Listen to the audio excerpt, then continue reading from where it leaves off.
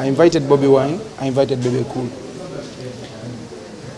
I have a chance of gama to nakulwa Shedi Kenzo. Nebaza mukama kubanga attended. Dwaliro lunaku lukyasinze mu bulamu bwange. Nze muntu atakiriza bintu byakulwana. Bebe Cool simuinako mtawana mukwano gwange. This is a person who loves me. Same with Bobi Wine. Ni nkuzinda ba beef yaba n'abantu nga sikirungi. Ngana bayimbi abato abatayina maybe kutegeera bayinza okwesanga balanso okulwanagana. And that is not the way to go. We have to be one body. We have to love one another. We have to support one another.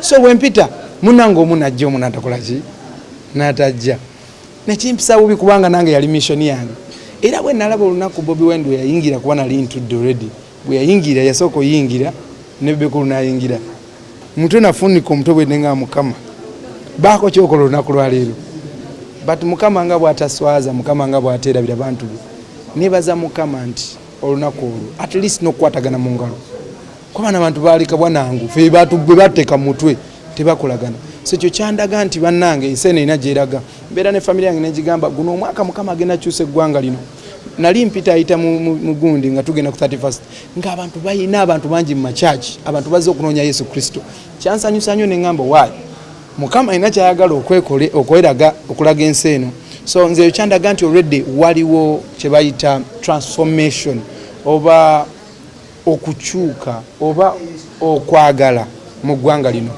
So era I'm believing nnyo nti by that sign many artists who have abadde balinamu obuzibu bajaterera era nkyebaliza mukama ekyo kyekintu ekitino celebrating esaawa eno other than anything because bona ba icon okitegeera basajja bamaanyi nnyo so banga bazze together that really means a lot as a Christian.